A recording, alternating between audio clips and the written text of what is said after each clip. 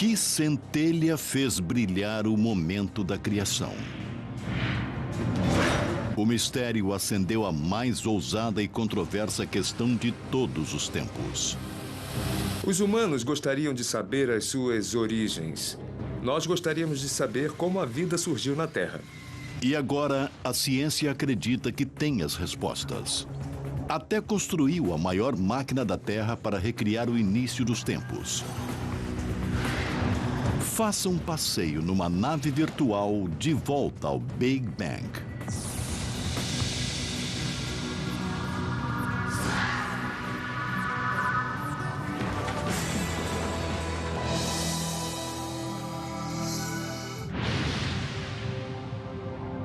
Nosso universo é um conjunto elegante de mais de 1 bilhão de galáxias, cada uma abrigando 100 bilhões de estrelas.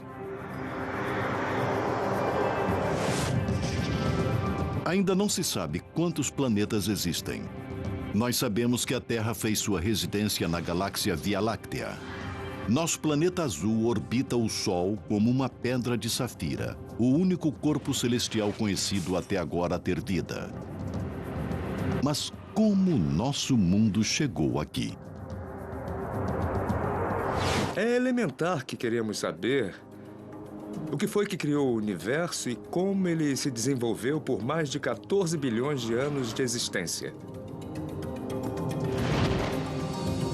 Pela primeira vez na história, os cientistas têm respostas para algumas dessas perguntas. No sentido de que o universo é tudo que conhecemos, tudo que vemos, e o que o Big Bang faz é nos dizer como chegamos aqui.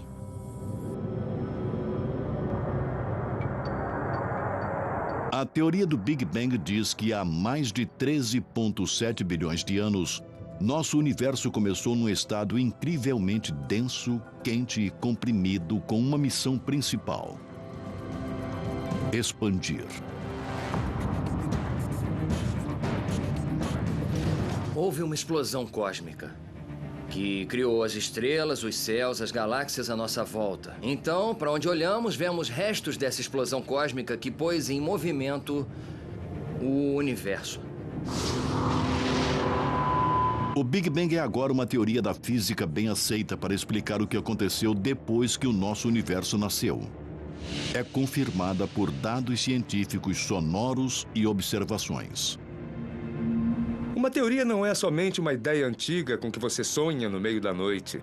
Somente após passar por vários testes, ela é elevada à posição de teoria.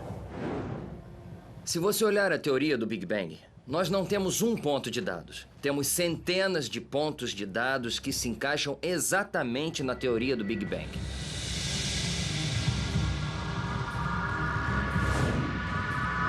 Quando olhamos para o céu à noite, podemos retroceder no tempo até o próprio Big Bang. Quando você olha para o céu, vê estrelas e talvez até a nossa própria galáxia Via Láctea. Mas se olhar mais além, verá um agrupamento de galáxias. Olhando ainda mais além, poderá ver a primeira geração de estrelas sendo formada e morrendo. Se continuarmos a voltar no tempo, poderemos ver os primeiros átomos formando. Continuando a nossa jornada de volta no tempo, podemos ver a formação dos primeiros prótons e nêutrons. Se retrocedermos o relógio ainda mais, poderemos ver o primeiro instante do Big Bang. Como se chegou à descoberta do Big Bang? Por que sabemos que é verdadeiro e o que ainda há para aprender? Por centenas de anos, os astrônomos olharam para a noite estrelada e contemplaram a origem do universo. Mas a maioria das ideias continham sentido religioso. No século XX, a ciência finalmente começou a juntar as peças deste quebra-cabeças antigo. Em 1915, Albert Einstein, talvez o cientista mais influente do nosso tempo, ficou fascinado com o nosso universo. Para ele não houve início nem fim. Einstein acreditava que o universo era infinito e eterno, mas as crenças pessoais de Einstein contradiziam suas equações que indicavam que o universo teve um começo. A teoria geral da relatividade de Einstein prevê que a gravidade é tecida na estrutura de espaço e tempo, ou espaço-tempo. Ao introduzir massa na gravidade do universo estática, consequentemente toda a matéria no universo se juntará. Em outras palavras, as galáxias cairiam umas sobre as outras. Por outro lado, o universo pode estar se expandindo se nascesse em estado de expansão. Einstein achava que o universo era estático e tal hipótese o satisfazia esteticamente. Então ele introduziu um fator de correção matemático nessas equações que não as tornavam erradas, mas davam uma solução muito especial. Uma solução muito improvável. Um universo estático. Einstein chamou esse fator de correção de constante cosmológica. Os físicos propunham que havia um efeito repulsivo de antigravidade para manter um universo estático. Essa variável cósmica satisfez a comunidade científica que, na época, tinha uma visão estreita do nosso mundo.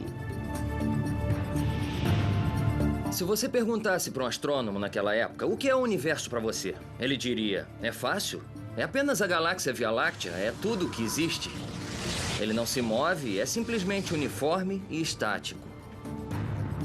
O modelo ideal de Einstein de um universo estático logo foi derrubado. Nos anos 20, no Observatório de Monte Wilson, na Califórnia, o astrônomo Edwin Hubble surgiu com o maior telescópio refletor de seu tempo. Ele permitiu olhar mais distante no espaço do que nunca antes. O Hubble foi assombroso para a descoberta que havia milhares de galáxias além da nossa Via Láctea. Ele fez isso medindo o brilho das estrelas distantes comparadas às estrelas próximas, observando sua radiação eletromagnética desviada para o vermelho. Estamos familiarizados com o som que um carro faz quando passa. Quando ele passa. Isso é o comprimento da onda sonora sendo esticada quando um carro está recuando ou se aproximando. Ondas de luz fazem a mesma coisa.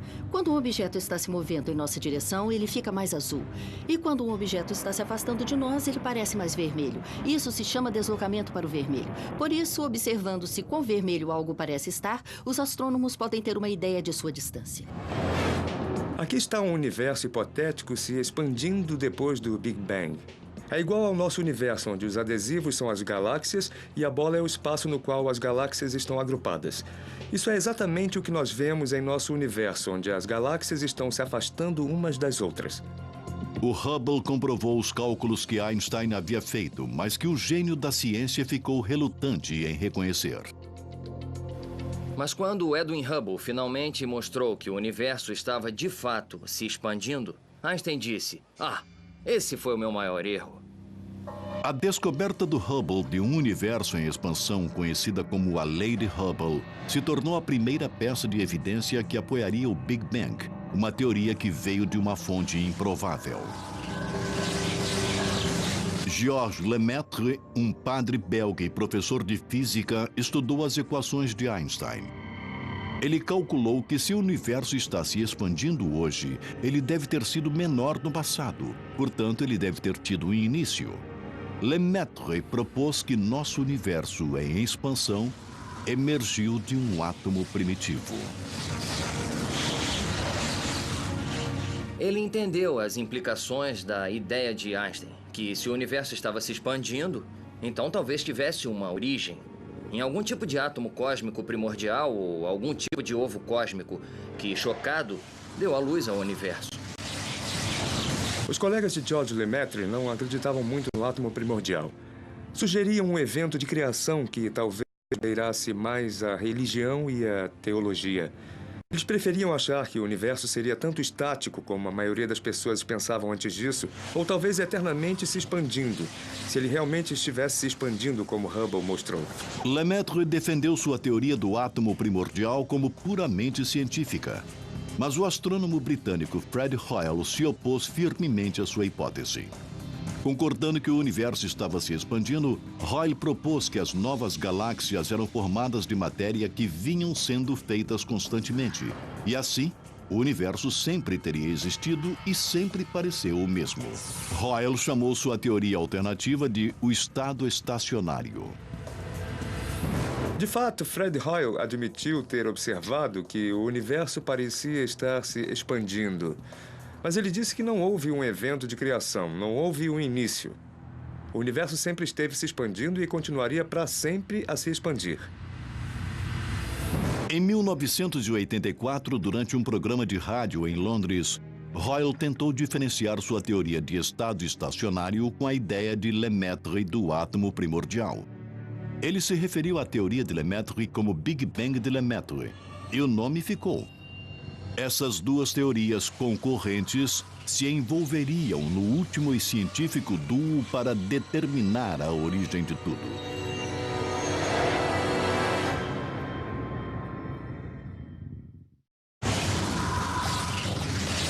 Em meados do século XX, a origem de nosso universo ainda era uma grande incógnita. Duas teorias opostas estavam no meio dessa batalha científica: o estado estacionário de Fred Hoyle e a ideia do Big Bang de Georges Lemaitre.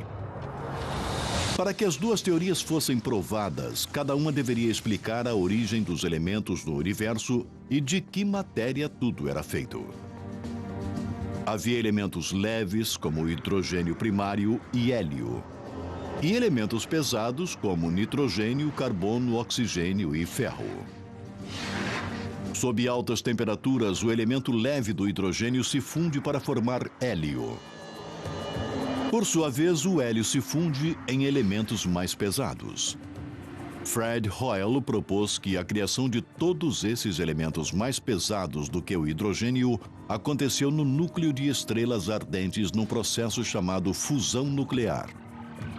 Isto também incluía o segundo e mais abundante elemento, o hélio.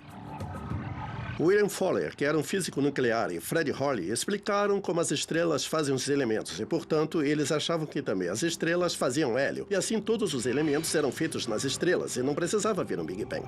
Mas a teoria de Hoyle tinha vários problemas evidentes. O mais importante é que ela não explicava como o hidrogênio era formado, pois as estrelas mais antigas deveriam ter sido formadas com hidrogênio já existente.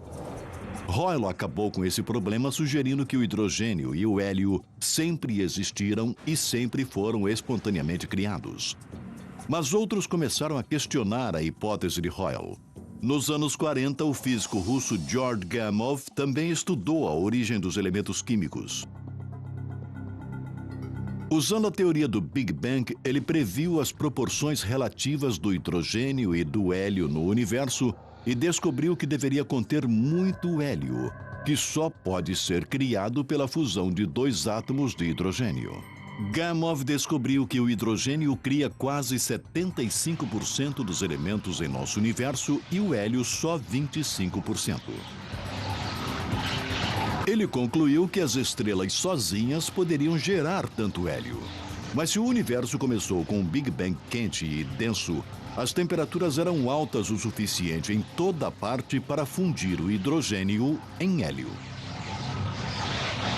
Se olhar para o que é chamado de nuvens de gás primordial, elas têm o que é provavelmente a proporção original de hidrogênio e hélio, e que é aproximadamente 3/4 a 1/4 de hidrogênio para hélio, o que a teoria do Big Bang prevê. A origem dos elementos pesados da fusão de elementos mais leves ficaram conhecidas como nucleossíntese. É a segunda linha de evidências que apoia a teoria do Big Bang. Mas Georg Gamow deu um passo além. O físico George Gamow e seus alunos criaram uma hipótese fantástica e surpreendente. Se o universo estivesse muito quente, no instante do Big Bang, então hoje deveria haver uma brasa, uma fosforescência, ecos dessa radiação ainda reverberando ao redor do nosso universo. A temperatura do espaço deveria ser poucos graus acima de zero absoluto. Um resto de temperaturas ardentes e violentas do próprio Big Bang. Gamow não tentou detectar essa fosforescência, mas ele levantou uma questão.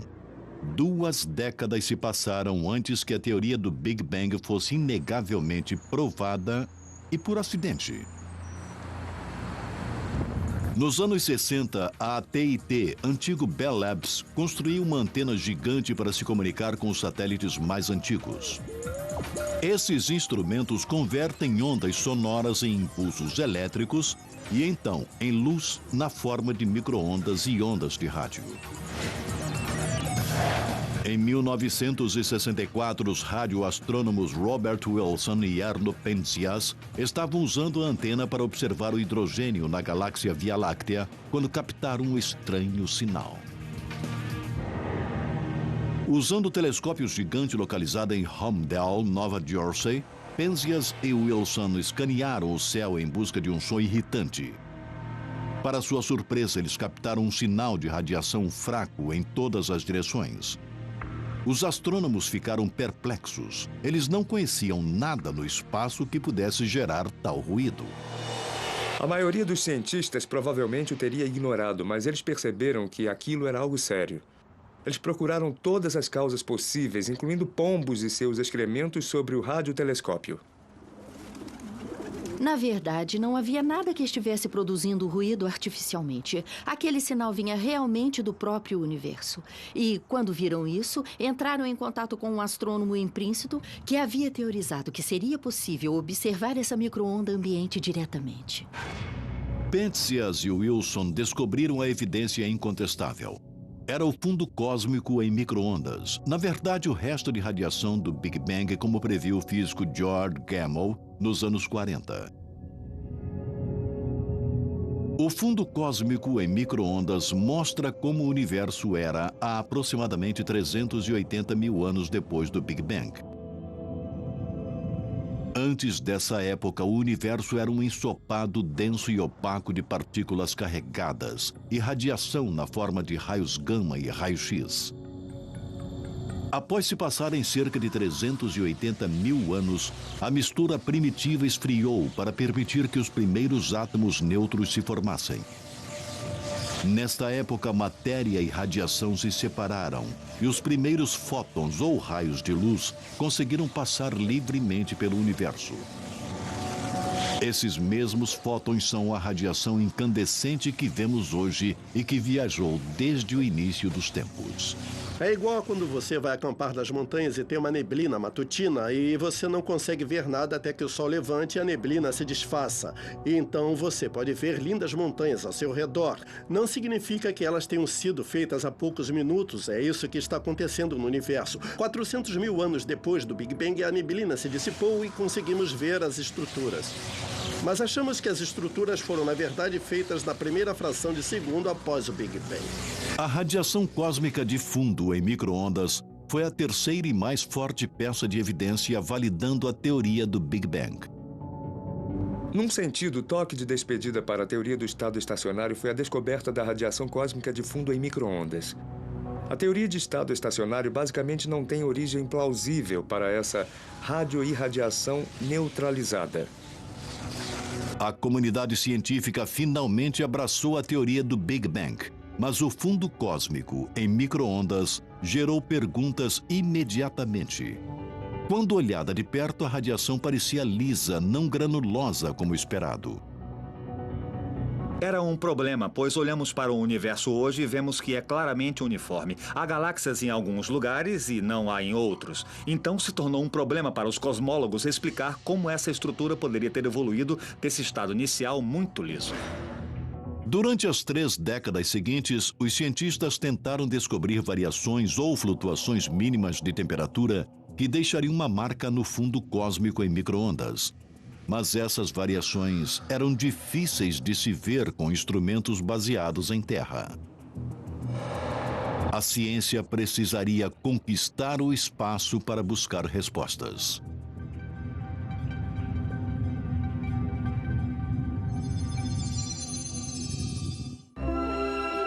Olhando em volta, qual é a pessoa mais sexy? Durante décadas de sua descoberta, os cientistas tentaram descobrir por que radiação cósmica de fundo em micro-ondas, a fosforescência do Big Bang, não criava uma imagem verdadeira de como nosso universo realmente era. Ele parecia ser perfeitamente liso. Então, como poderíamos ter estrelas e galáxias com um início tão uniforme? Em 2001, a NASA finalmente criou a Wilkinson Microwave Anisotropy Probe, ou WMAP. Esse satélite de segunda geração produziu uma série de mapas pontuados que ofereciam uma planta cósmica para a evolução do nosso universo. O WMAP mediu variações mínimas na densidade da temperatura do fundo cósmico em micro-ondas. Essas irregularidades de temperatura finalmente levaram à formação dos aglomerados e superaglomerados de galáxias. Havia pontos quentes 30 milionésimos de 1 grau mais quente e pontos frios 30 milionésimos de 1 grau mais frios. E essas irregularidades basicamente nos dizem que existem agrupamentos de massa antigos na história do universo, que poderiam então oferecer as sementes onde os aglomerados de galáxias desintegraram. O WMAP também ajudou a confirmar a idade do universo, entre 13,7 e 13,8 bilhões de anos. Mas mesmo com as informações captadas do WMAP, ainda havia grandes problemas com a teoria do Big Bang. O fundo cósmico em micro-ondas revelou que a temperatura no espaço era estranhamente uniforme. Regiões distantes têm a mesma temperatura, ainda que estejam separadas por 90 bilhões de anos-luz. Na teoria do Big Bang ainda havia fios soltos. Se você estiver nessa posição e olhar naquela direção, então, a princípio, você está olhando para duas partes do universo que não deveriam estar conectadas. Não houve tempo suficiente, desde o início do universo, para esses dois pontos fazerem contato um com o outro. Para solucionar esse dilema cósmico, uma teoria chamada inflação foi introduzida. A lei de Hubble provou que o nosso universo vem se expandindo desde o início dos tempos. Contudo, 1 trilionésimo de 1 trilionésimo de 1 trilionésimo de 1 segundo após o momento da criação, o espaço passou por um período rápido e hiperexpansionista, pelo qual ele se expandiu mais rápido do que a velocidade da luz e então retornou ao passo expansionista normal. Consequentemente, pontos no espaço que estão agora mais distantes poderiam ter estado em contato próximos um ao outro e com a mesma temperatura. O universo começou muito pequeno. Isso significa que houve tempo para ele se tornar uniforme, para manter a mesma temperatura e densidade em toda parte, pois era muito pequeno. A inflação exponencialmente fez o espaço crescer a um tamanho gigante. Por exponencialmente, quero dizer dobrar de tamanho, cada intervalo mínimo de tempo. Então, enquanto se expandia, mantinha uma temperatura e densidade uniformes. A teoria da inflação também ajuda a explicar outro problema. Os dados do WMAP determinavam a forma do universo como sendo plana e não curva como deveria ser, baseado na quantidade de matéria e energia presentes. A teoria da inflação naturalmente explica esse aparente nivelamento do universo. Imagine que vivemos na superfície dessa bola de basquete, que é muito pequena e assim, obviamente, parece ser curva. Agora, suponha que você aumente a bola até o tamanho da Terra. E qualquer região local visível pareceria plana. Parece plana somente porque nós estamos vendo uma fração mínima de tudo que existe. Bem, no caso do universo, os astrônomos acham que ele pode muito bem ser curvo como uma bola. Mas é tão enorme que nós só vemos uma fração mínima, tão localizada, que a parte que vemos parece plana, apesar da curvatura intrínseca. O problema do nivelamento é solucionado porque, apesar da forma inicial do universo, assim que ele se expandiu para uma estrutura muito maior do que as partes que podemos ver, as partes que podemos ver são naturalmente planas. A inflação resolve primorosamente muitas das questões que cercam o modelo original do Big Bang. Mas existe apenas um problema. Ainda não há prova de que a inflação realmente aconteceu.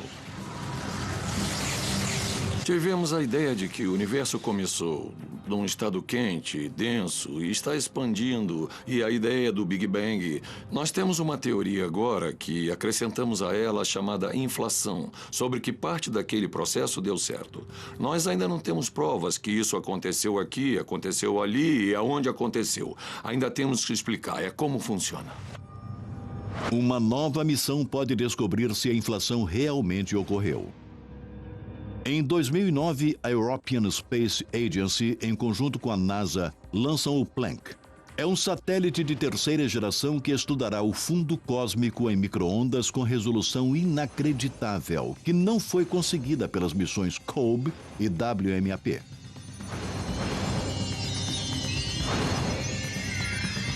Se você vai a um parque de diversões e se olha num daqueles espelhos engraçados, a imagem que você vê de si mesmo está distorcida. Mas já que você sabe como deverá aparecer, você pode deduzir que aquele espelho estava distorcido. Com o Planck, nós podemos ver as distorções dele e dessas distorções nós poderemos aprender algo, não só sobre o início do universo, mas algo sobre a matéria no universo nos dias de hoje. Os cientistas estão tentando provar que a inflação existiu, encontrando algo que tenha ficado para trás. Ondas gravitacionais são vibrações no tecido do espaço-tempo que são emitidas por objetos em movimento. Einstein previu que as ondas gravitacionais existiram, mas elas nunca foram diretamente observadas. Ainda se a inflação realmente ocorreu, o evento expansionista energético deveria ter emitido uma onda de gravidade que ainda é ressonante até hoje.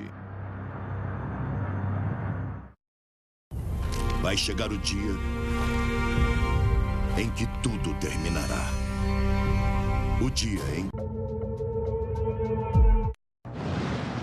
Na fronteira da Suíça e França, o laboratório de física chamado CERN acolhe a maior e mais complexa máquina científica já construída.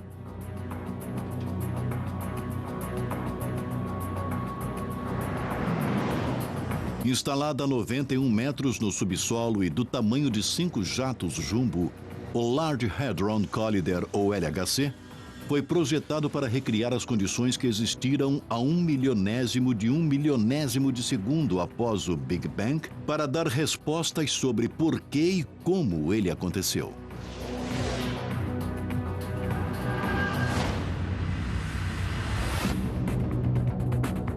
Partículas subatômicas chamadas prótons são enviadas unindo a 27 quilômetros no subsolo.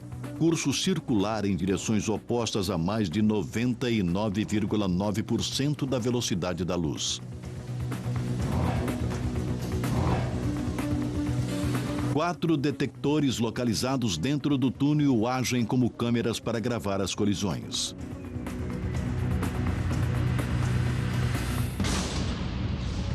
Quando os prótons se chocam, sua massa e velocidade combinadas irão com sorte formar novas partículas, que podem ter estado presentes há nanosegundos após o Big Bang e se dissolveram.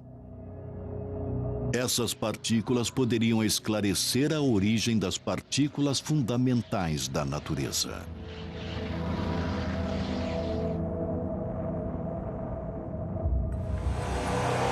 Estamos procurando por novas partículas. Pode ser que essas novas partículas vivam por somente um pequeno instante e se dissolvam em outras partículas. E nós observamos aquelas partículas dissolvidas e as rastreamos. E a partir disso, conseguimos descobrir qual era a energia delas, de onde elas vieram e de que massa de partícula precursora eram. Como chefe do projeto no CERN, o físico Michael Tutz está esperançoso que as experiências produzirão bóson de Higgs, conhecido como a partícula de Deus. Acredita-se há muito tempo que a partícula Higgs pode ter estado presente um instante após o Big Bang e pode ter dado massa para toda a matéria normal no universo. Uma das principais razões para a construção do LHC foi descobrir essa partícula Higgs, que, de certa forma, é uma espécie de santo graal da física das partículas, porque é a última peça restante do quebra-cabeças do qual não temos uma evidência experimental. O Large Hadron Collider também pode esclarecer a teoria do tudo. Ela propõe que abaixo de energias e temperaturas extremamente altas, as 4 forças da natureza, gravidade, força eletromagnética, as forças nucleares forte e fraca, poderiam ter sido uma vez unificadas nos primeiros momentos após o nascimento do universo. Então, quando a gravidade dividiu essa força mestre, começou o rápido período expansionista da inflação, que pode ser visto como sendo o Bang do Big Bang. Se nos primeiros estágios do universo, quando as energias eram muito altas, pode ser que todas as forças parecessem ter a mesma resistência. pois sugere que talvez todas as forças que vemos agora sejam manifestações de alguma força antiga, primordial que existiu. Alguma força mais antiga existiu para criar o Big Bang? E se fosse, de onde veio?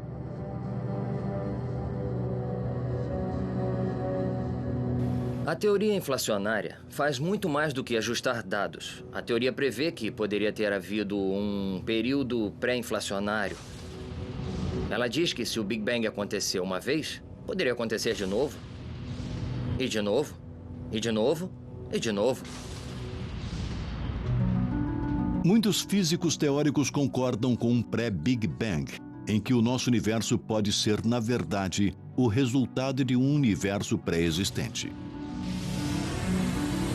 Uma ideia do que aconteceu antes do Big Bang é que realmente houve outro universo e nós éramos uma flutuação quântica desse universo pré-existente. Isso pode acontecer muitas vezes. Se o universo nasceu uma vez, pode acontecer outra vez, criando-se multiverso de universos. Talvez eles aconteçam o tempo todo. Com universos se lançando em outros universos, criando universos maiores, ou universos se dividindo em dois universos bebês. Os modelos de pré-Big Bang realmente não têm dados experimentais para apoiá-los. E então, podem ser verdadeiros ou podem não ser. Ainda não há evidência confirmando se o nosso universo começou do nada ou de algo. Mas o Big Bang esclarece como o nosso universo evoluiu. E talvez seja seu último destino.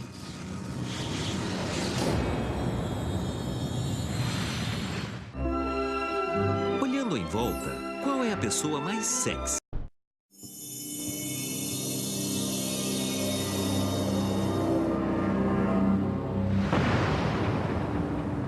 O Big Bang é a explicação aceita da origem de nosso universo,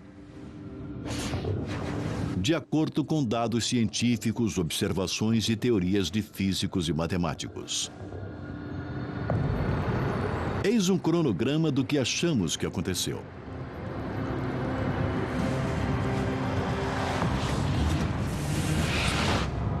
O universo começou num estado quente e denso e mínimo. E começou a se expandir. Se a teoria do tudo for provada, as 4 forças da natureza, gravidade, eletromagnetismo, forças nucleares forte e fraca, são unificadas numa força fundamental num trilionésimo de um trilionésimo de um trilionésimo de um segundo. Enquanto o universo continua a se expandir e a gravidade fria se separa das outras 3 forças. Ao mesmo tempo, o universo se expande de porções mínimas do diâmetro de um próton para mais de 1 bilhão de anos-luz em uma fração de segundo. Esse processo de hiperexpansão chamado inflação dispôs as sementes de estrutura por todo o universo e mantém sua temperatura quase uniforme.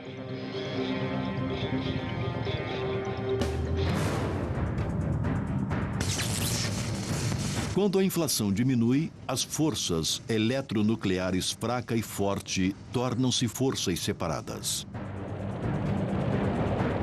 Elas interagem com o mar de partículas e antipartículas para criar uma sopa cósmica de energia. 100 segundos após o Big Bang, as temperaturas caíram para 1 bilhão de graus. Prótons e nêutrons se fundem pela força nuclear forte para criar o núcleo de hidrogênio pesado. Levados pela temperatura intensa e pressão, a fusão nuclear converte o núcleo do hidrogênio pesado em hélio. Após alguns minutos, cerca de 1/4 do hidrogênio é convertido em hélio que, por sua vez, produzirá elementos mais pesados. Por centenas de milhares de anos, a matéria e a radiação são unificadas em nebulosa. Então, 380 mil anos após o Big Bang, a matéria e a radiação se separam, permitindo que os fótons ou os raios de luz viajem desimpedidos pelo espaço. O universo enevoado se torna transparente, permitindo que os fótons que fazem o fundo cósmico em micro-ondas sejam vistos. Quando o universo está com algumas centenas de milhões de anos, a gravidade atrai o hidrogênio e o gás hélio para formar nuvens que se dissolvem, formando as primeiras estrelas.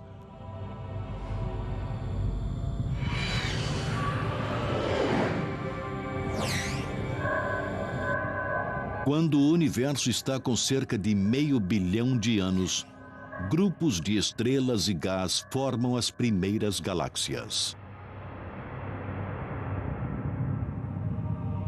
Enquanto as galáxias se agrupam sob a força da gravidade, as primeiras estrelas morrem e liberam elementos pesados recém-formados.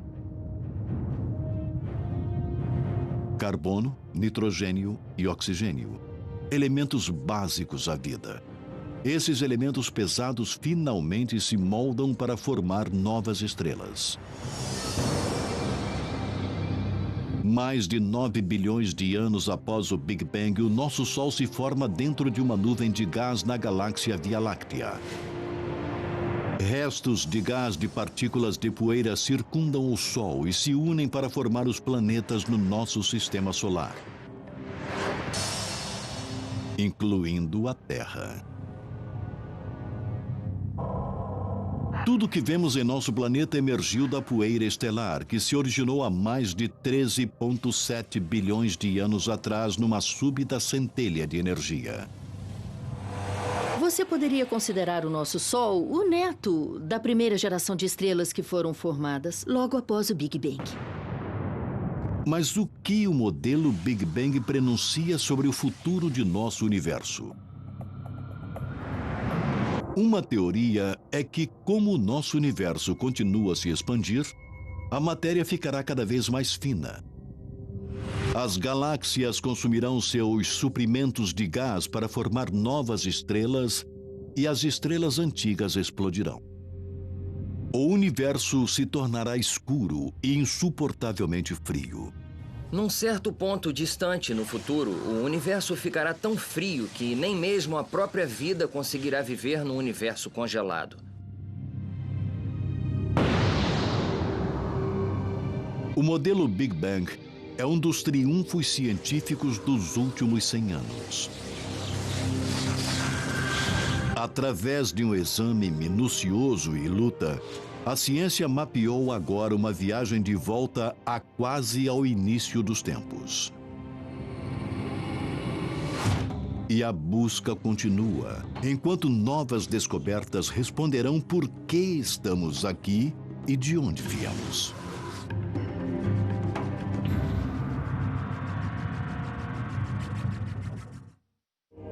Versão brasileira Audiocorp.